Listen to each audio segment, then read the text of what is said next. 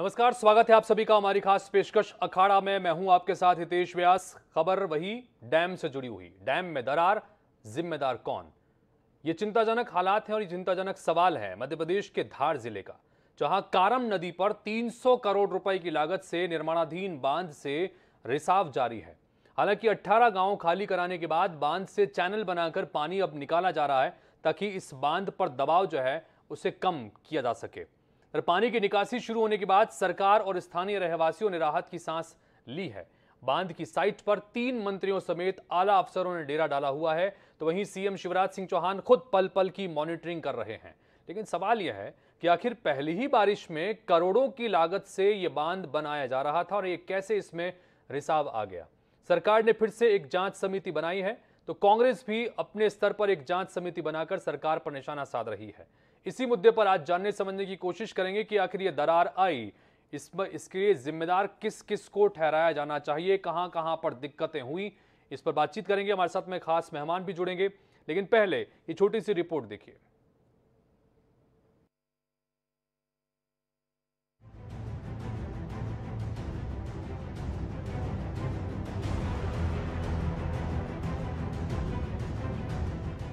दो दिन की कड़ी मेहनत के बाद सेना के प्रयास सार्थक नजर आ रहे हैं। दरअसल बांध में लीकेज बढ़ता जा रहा था। संभावित खतरे को देखते हुए स्थानीय लोगों से लेकर सरकार की सांसें फूल रही है, लेकिन सेना के जवानों ने बांध के बगल से पानी की निकासी के लिए रास्ता बनाया। करीब 42 घंटे की मेहनत के बाद नए निकासी मार्ग से पानी निकलना शुरू हो गया। उधर राजधानी में मंत्रालय में कंट्रोल रूम में बैठकर मुख्यमंत्री शिवराज सिंह चौहान लगातार बांध लीकेज मामले की अपडेट लेते रहे। उन्होंने स्थानीय रहवासियों से प्रशासन के नियमों का पालन करने की अपील की। और मैंने सबसे अपील की, इस समय जनता का कोई भी व्यक्ति, भाई बहन गांव में ना जाए, इसमें सहयोग करें। राहत कैंप प्रारंभ किए गए हैं। प्रभावित बहनों और भाइयों के बेटे बेटियों के भोजन की और बाकी सारी व्यवस्थाएं की जा रही है। हम भरसक ये कोशिश कर रहे हैं कि हर जिंदगी सुरक्षित रहे और पानी बाहर निकल जाए। इधर विपक्ष का कहना है कि इस मामले से हजारों लोग बेघर होकर पुनर्वास केंद्रों में रहने के लिए मजबूर हुए हैं, इसीलिए इस मामले की जांच होनी चाहिए। भोपाल के अंदर कार्यालय में बैठकर वहां से मॉनिटरिंग कर रहे हैं। ये फुल नौटंकी सरकार की है, इसमें बहुत भ्रष्टाचार हुआ है। ये बहुत बड़ा जांच का विषय है, क्योंकि सब गरीब तबके के लोग यहाँ रहते हैं, आदिवासी लोग रहते हैं। आदिवासी बाहुल्य इलाका है। हर गांव का आदमी आज भयभीत है, उनको घरों से निकाला जा रहा है। लगातार तीसरे दिन भी पानी के रिसाव से बांध के टूटने का जो खतरा बना हुआ था, उससे राहत जरूर मिली है। समानांतर चैनल खुदाई पर काम अनवरत जारी है। धार धामनोद समेत स्थानीय मार्गों को प्रशासन ने बंद रखा है। हालांकि आगरा मुंबई राष्ट्रीय राजमार्ग को शुरू कर दिया गया है। INS 24/7 के लिए भोपाल से मनीष कांत जैन की रिपोर्ट। तो इस चर्चा को आगे बढ़ाएं उससे पहले थोड़ी मोटी मोटी जानकारी आपको इस बांध से जुड़ी हुई दे दें। दरअसल 302 करोड़ रुपए की लागत से इस डैम का को बनाया गया था। 4 साल से इस डैम को बनाने का काम यहां पर किया जा रहा था। डैम पूरी तरह से बन जाने के बाद 52 गांवों की 10,500 हेक्टेयर जमीन इससे सिंचित होती, लेकिन होती क्योंकि अब जिस तरह से 4 साल में और निर्माणाधीन बांध पूरी तरह से बनने से पहले ही इसमें सीपेज आ गया, लीकेज हुआ और दरार ऐसी आई कि इसके फूटने की आशंका तक यहां पर बन गई। पहली ही बारिश में करोड़ों रुपए पानी में चले गए। पानी में तो गए, लेकिन साथ ही यहां पर 18 गांवों के लोगों को इस वक्त 4 दिन बीत चुके हैं, करीब करीब आज चौथा दिन है, और उनको अपने घरों से दूर जाकर राहत शिविरों में रहना पड़ रहा है। दहशत के बीच समय बीत रहा है, ये अलग विषय। अब ऐसे में जिम्मेदारी किसकी बनती है, ये आज के बड़े सवाल हैं। इसी पर बातचीत करने के लिए हमारे साथ में 3 खास मेहमान जुड़ रहे हैं। हमारे साथ में जितेंद्र मिश्रा जी हैं, जो कि कांग्रेस पार्टी के प्रवक्ता हैं, उनसे बातचीत करेंगे। जितेंद्र जी, स्वागत है आपका। हमारे साथ में भारतीय जनता पार्टी के प्रवक्ता ब्रिज गोपाल लोया जी हैं। ब्रिज गोपाल जी, आपका भी बहुत बहुत स्वागत है। साथ ही हमारे साथ में वरिष्ठ पत्रकार देवदत्त दुबे साहब जुड़े हैं, जिनके अनुभव के आधार पर हम जानने की कोशिश करेंगे कि इतना बड़ा स्ट्रक्चर का निर्माण अगर किया जा रहा था तो लापरवाही किस स्तर पर और कहां हुई। इन सब के बीच मुख्यमंत्री शिवराज सिंह चौहान चूंकि लगातार मॉनिटरिंग कर रहे हैं और वो मुखातिब भी जनता से हो रहे हैं, इस वक्त भी वो जनता से मुखातिब में, पहले तो उनको सुन लेते हैं, फिर चर्चा को आगे बढ़ाते हैं। जिनको आग्रह करके हमने बाहर निकाला है, कृपया करके कोई गांव में ना जाए, इस समय अपने आप को सुरक्षित रखने के लिए बहुत सतर्क रहने की आवश्यकता है। ये मेरी अपील है कि प्रशासन को पूरा सहयोग करें और आप भी सहयोगी की भूमिका में आए ताकि हम हर एक को सुरक्षित रख सकें। तो ये लगातार अभी चूंकि दूसरी बार ऐसा हुआ है जब मुख्यमंत्री शिवराज सिंह चौहान जनता को संबोधित करने के लिए आए, खासतौर पर उस इलाके के लोगों के लिए। उन्होंने अभी भी ये कहा कि जो गांव के लोग हैं जिन्हें राहत शिविरों में सुरक्षित जगहों पर ले जाया गया है, उनसे वो अपील कर रहे थे कि अभी भी अपने गाँवों की तरफ ना जाएं। प्रशासन से भी उन्होंने कहा कि मुस्तैदी इस वक्त पूरी तरह से दिखाई जाए। बहरहाल चर्चा को आगे बढ़ाते हैं और ब्रिज गोपाल जी मैं आपसे जानना चाहूंगा, हालांकि जिस तरह से ये मुख्यमंत्री ने भी आज ये बात कही कि ये वक्त राजनीति करने का नहीं है, जाहिर सी बात है वक्त राजनीति करने का नहीं है, क्योंकि इस वक्त एक संकट की स्थिति है और इस संकट से कैसे निपटा जाए पहली प्राथमिकता, पहला फोकस उस पर होना चाहिए।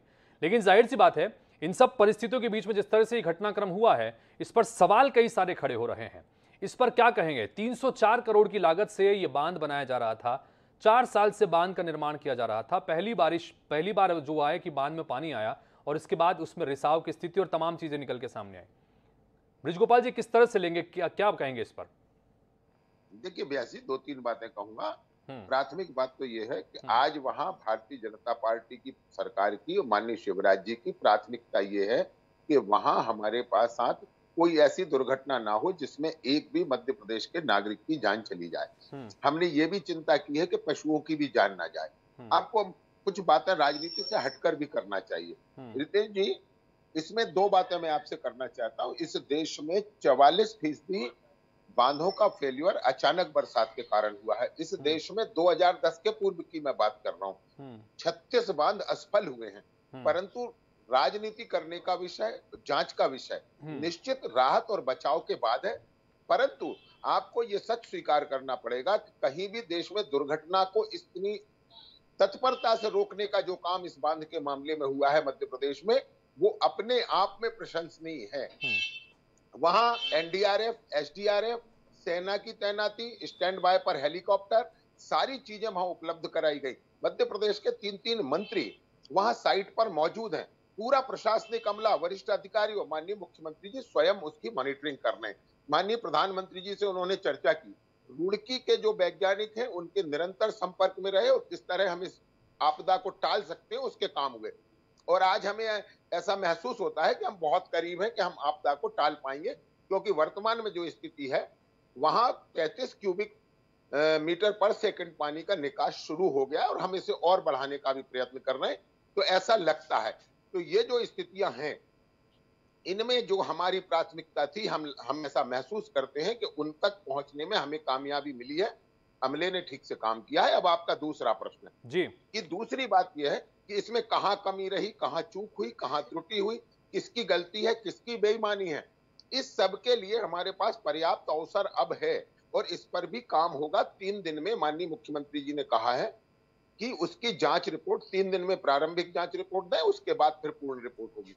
तो ये जो स्थितियां आज हैं, हमें लगता है कि इन सबको भी सजा मिलेगी। परंतु आज जो परिस्थिति है जिसमें माननीय मुख्यमंत्री जी ने जनता से यह आह्वान किया है कि इस समय वो सरकार के निर्देशों का पालन करें कि हम आपके जान और माल की सुरक्षा कर सकें, वो सरकार की पहली जिम्मेवारी है।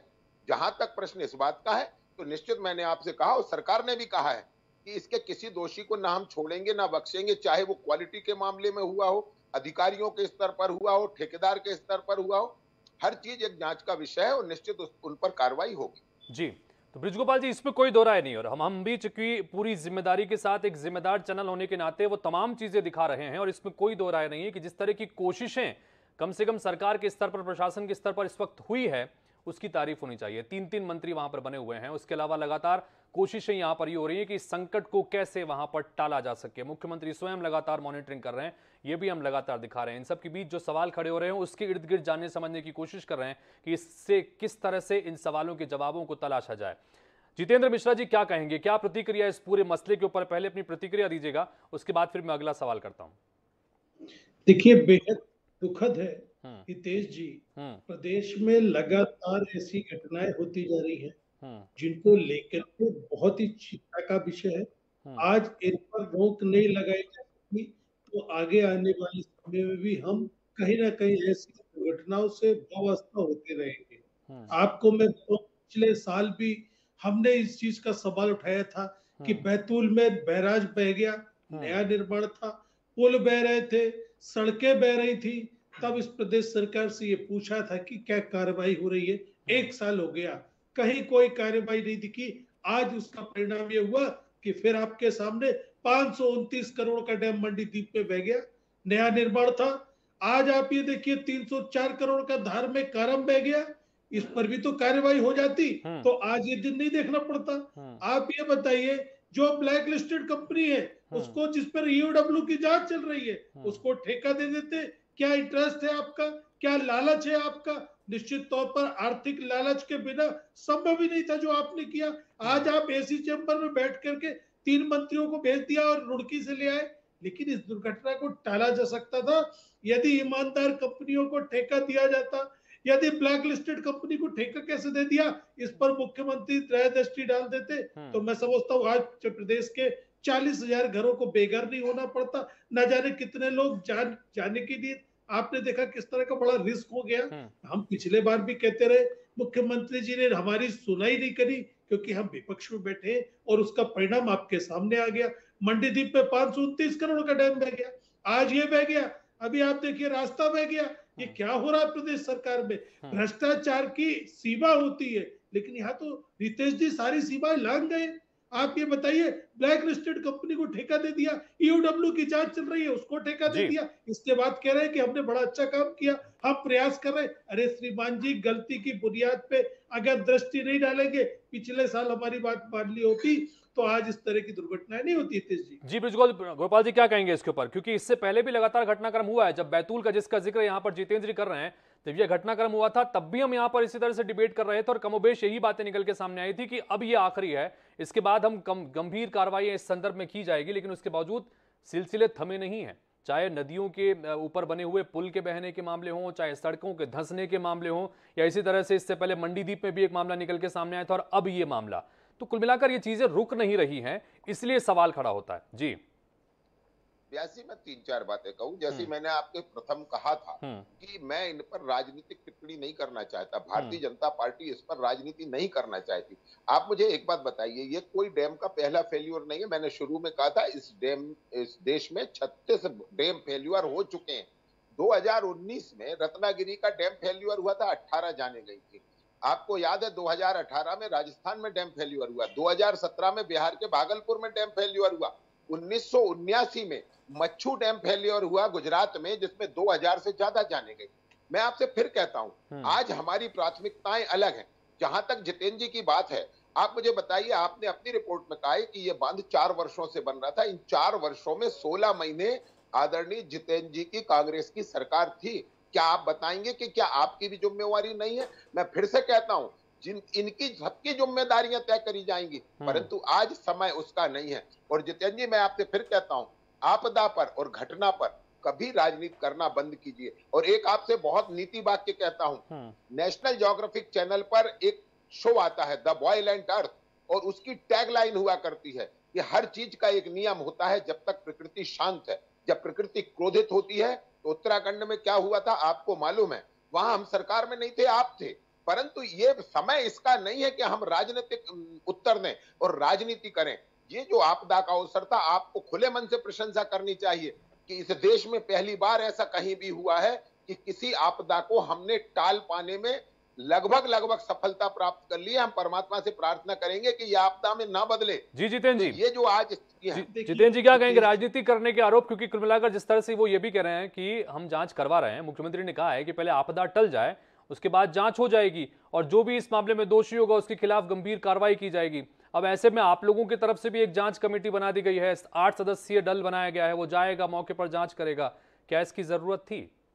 हितेश जी, राजनीति करने का सवाल नहीं उठता है, लेकिन सरकार के कामों पर अगर प्रश्न चिन्ह भी न लगाया जाए तो विपक्ष किस बात का? हम कोई राजनीति नहीं कर रहे। हमने आपके चैनल पर आरोप लगाया था बैतूल का, हमने आपके चैनल पर आरोप लगाया था भैंसदेही का, हमने आपके चैनल पर बताया कि 529 करोड़। सवाल इस बात का है कि अगर उस घटना से आप सब सबक ले लेते, आज इस चीज की जरूरत नहीं पड़ती। लेकिन आप चूंकि भारतीय जनता पार्टी के कार्यकर्ताओं को ठेका देने का प्रयास करते, आप ब्लैक लिस्टेड कंपनी को भी नजरअंदाज कर देते, तब जाकर के ऐसी घटनाएं घटती है।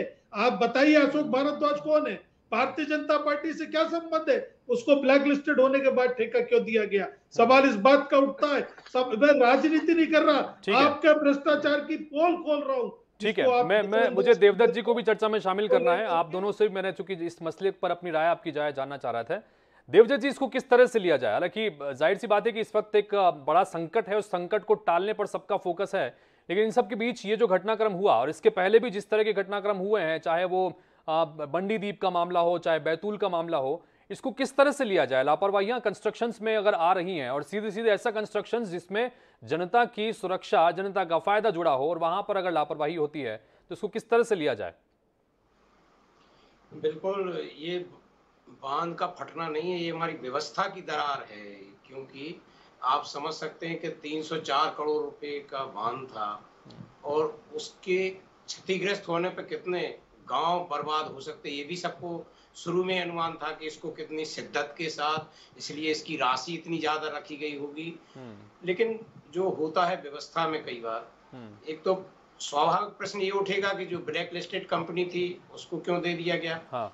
और फिर उस कंपनी ने भी जो एक होता है ना पेटी कॉन्ट्रैक्ट, एक ग्वालियर की कंपनी को पेटी कॉन्ट्रैक्ट दे दिया इतने बड़े बांध का। क्योंकि जब टेंडर होते हैं तो उसमें ये व्यवस्था होती है कि आपकी बिट देखी जाती है कि आप इस तरह के काम आप कर सकते कि नहीं, आपकी इतनी योग्यता, दक्षता, क्षमता है कि नहीं।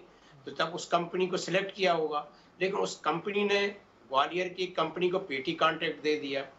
तो मुझे लगता है कि वाकई में यदि प्रशासन ने इतनी सजगता और सतर्कता अभी जो बरती है जी, नहीं बरती होती तो अभी तक तो बहुत कुछ बिगड़ गया होता। ठीक बात। लेकिन ये आप इमेजिन हम ये कर सकते कि यदि पहले से सतर्कता बरती जाए तो इस तरह की घटना ना हो। ये तो शुक्रिया है प्रकृति का, ईश्वर का, कि कुछ नहीं हो पाया अभी तक, अन्यथा तो सब कुछ तबाह हो जाता। और कष्ट क्या कम है उन लोगों के जो इस बरसात के मौसम में, एक त्योहारी सीजन में अपने घर बार छोड़कर और कहीं और ठहरे हैं।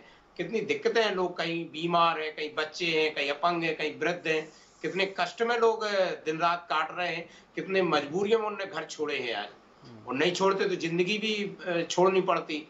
तो मुझे लगता है कि इस तरह की घटनाएं यदि होती है तो प्रकृति हमें संदेश देती है कि हमें ऐसे मामलों में बहुत सतर्क और सावधान रहना चाहिए, बिना किसी लोभ, लालच, दबाव, प्रभाव, भय के काम करना चाहिए। क्योंकि ये जन धन हानि से जुड़ा हुए मुद्दे होते हैं और ये बहुत बड़ी सतर्कता के विषय हैं। क्योंकि आप और हम जब मकान बनाते हैं तो नींव को कितना खोजते हैं, पिलर कितना मजबूती से, ठेकेदार कितना तौल मोल के करते हैं, सीमेंट कितनी अच्छी लाते हैं, कितने। तो ये भी तो एक ऐसा बांध था जिसमें हजारों घर के उजड़ने का डर था। तो आपको जिस कंपनी को दिया उसने फिर पेटी कॉन्ट्रैक्ट ग्वालियर की, निश्चित रूप से वो कमजोर कंपनी रही होगी। और फिर इसमें जो निगरानी के चैनल के अधिकारी हैं, नीचे से लेकर ऊपर तक, सब इंजीनियर, एसडीओ, ई, एसी और मंत्री तक, तो मुझे लगता है कि इसमें पूरी जांच होना चाहिए। अभी तो फिलहाल ये बात सही है कि ये राजनीति करने का विषय नहीं है। सब ईश्वर से प्रार्थना भी कर रहे हैं कि ये बांध ना फटे और लोग सुरक्षित रहे आए, उनके घर भी ना बहें, वापस अपने घरों में आ जाएं लोग। लेकिन इसकी जिम्मेदारी तय करना चाहिए। अभी 3 दिन हो गए हैं लेकिन अभी तक ये इशारा भी नहीं हुआ है कि कौन जिम्मेदार है इसको। हाँ। ये जो बात अभी कही ना, अभी जो देवदत्त दुबे साहब ने, ये बहुत महत्वपूर्ण बात है। ब्रिज गोपाल जी, आप जो कह रहे हैं कि इस वक्त हमारा संकट टालने पर फोकस है, जांच होगी और जरूर होगी। कई सारे हजारों लोग इस वक्त अपने घरों को छोड़कर राहत शिविरों में रहने को मजबूर हैं। इसलिए मजबूर हैं कि जिस कंपनी को ठेका दिया गया था उसके स्तर पर लापरवाही हुई। ठेका एक ऐसी कंपनी को दे दिया जो कि ब्लैक लिस्टेड थी। अब ब्लैक लिस्टेड कंपनी को ठेका मिलने के बाद वो पेटी कॉन्ट्रैक्टर के रूप में किसी और से काम करवा रहे थे। और ऐसा नहीं है कि इसकी शिकायतें नहीं की गई, शिकायतें भी की गई। तो कुल मिलाकर हम इंतजार क्यों करते हैं कि इंतजार होगा कि हाँ कोई हादसा होगा उसके बाद सब चीजों को होगा? पहले से ही इन चीजों पर लगाम लगाने के संदर्भ में क्या आपको नहीं लगता कि व्यवस्थाओं को बहुत दुरुस्त करने की आवश्यकता है? क्योंकि नुकसान तो अल्टीमेटली कहीं ना कहीं सरकार के राजस्व का भी हो रहा है, आम जनता के जेब के ही पैसे इसमें जा रहे हैं। तो कुल मिलाकर इस पर क्या व्यवस्था होनी चाहिए? नहीं, व्यासी देखिए, इसमें दोनों आपकी बात से मैं भी सहमति रखता हूं, मेरी पार्टी भी सहमति रखती है कि एक तो इसमें जो दोषी है उन पर जांच होना चाहिए और भविष्य में इस तरह की घटनाओं की पुनरावृत्ति ना हो, इस पर भी हमें कहीं ना कहीं एक कार्य योजना बनाना पड़ेगी। और मैं जहां तक समझता हूं कि माननीय मुख्यमंत्री इस मामले में बहुत संवेदनशील है और इस पर कार्य योजना भी बनेगी, काम होगा और दोषियों को दंड भी मिलेगा।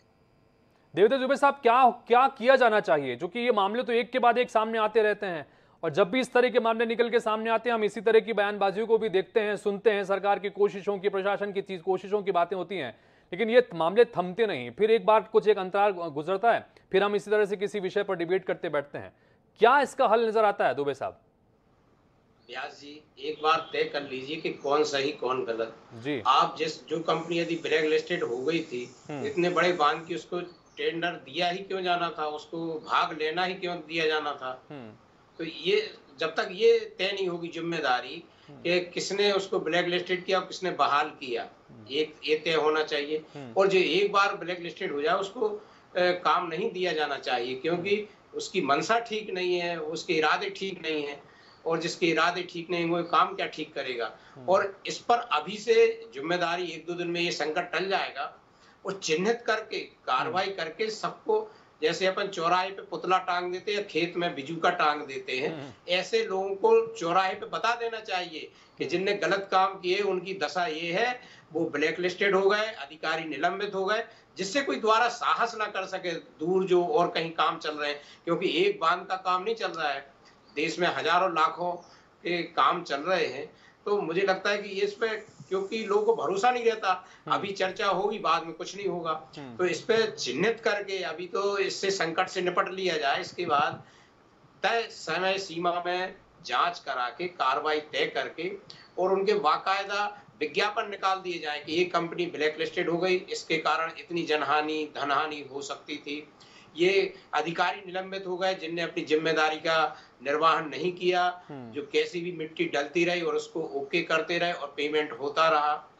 तो जब तक इस तरह की कार्रवाई नहीं होगी, एक भय नहीं बनेगा ना अधिकारियों में ना ठेकेदारों में, क्योंकि उनको लगता है कि हम जब त्योहारों पर दीपावली में मिठाई के डिब्बा दे आते हैं तो हमारी ये कमियां छुप जाएंगी। तो ऐसे लोग आइए, इनको बिल्कुल उजागर कर देना चाहिए। आप देख रहे हैं कि कितना नुकसान हो गया, 2 दिन से मुख्यमंत्री और काम छोड़ के इसी की मॉनिटरिंग कर रहे हैं, 3-3 मंत्री वहां स्पॉट पे बैठे हैं और सेना आई, कितने अधिकारी, और वो तो ईश्वर का शुक्रिया है कि कुछ हुआ नहीं।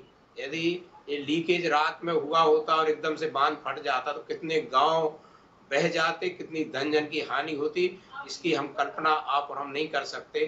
तो मुझे लगता है कि जब तक चिन्हित कार्रवाई नहीं होगी, पिन पॉइंटेड कार्रवाई नहीं होगी, तब तक इनको रोकना बड़ा मुश्किल होगा। तो जब तक चिन्हित कार्रवाई नहीं होगी, तब तक पिन पॉइंटेड कार्रवाई नहीं होगी, तब तक इन सब चीजों घटनाक्रम को रोकना मुश्किल है। जिम्मेदारी कम से कम तय करनी होगी, सिर्फ बयानबाजी से नहीं, जमीन पर वो जिम्मेदारी के जो तय करने के बाद जो भी आरोपी निकल के सामने आते हैं, जहां पर भी गलतियां निकल के सामने आती हैं, उसको तुरंत उसी समय तत्काल प्रभाव से आगे लंबे समय तक के लिए ठीक करने की आवश्यकता है। तब तो कम से कम इस तरह के घटनाक्रम निकल के सामने नहीं आएंगे। आप तीनों का बहुत बहुत शुक्रिया चर्चा में शामिल होने के लिए, अपनी बात रखने के लिए। तो कुल मिलाकर बांध में दरार, जिम्मेदार कौन, हम यही जानने की कोशिश कर रहे थे। जाहिर तौर पर इस वक्त सरकार की मंशा भी इसी बात को लेकर है कि किसी तरह से सबसे पहले यह संकट निपटे। उसके बाद जैसा कि यहां पर बृजगोपाल जी ने कहा कि सरकार बहुत गंभीर इस मसले पर है, लापरवाही हुई है, किस स्तर पर हुई है, इसकी तुरंत जांच कराई जाएगी और जो भी दोषी सामने पाएंगे उनके खिलाफ कार्रवाई होगी। हम उम्मीद करते हैं कि गंभीरता से जो बात यहां पर बृजगोपाल जी कह रहे हैं, जो बात मुख्यमंत्री जी भी कह रहे हैं, वो जमीन पर उतरेगी और कार्रवाई होगी, क्योंकि होनी चाहिए। क्योंकि ये नुकसान सिर्फ पैसों का नहीं है, ये नुकसान विश्वास का भी है, जो जनता का आम लोगों पर सरकार के प्रति, प्रशासन के प्रति होता है, वो विश्वास भी कम से कम नहीं टूटना चाहिए। उम्मीद करते हैं कि ऐसा ही होगा। इसी के साथ फिलहाल इस बुलेटिन में इतना ही। नमस्कार।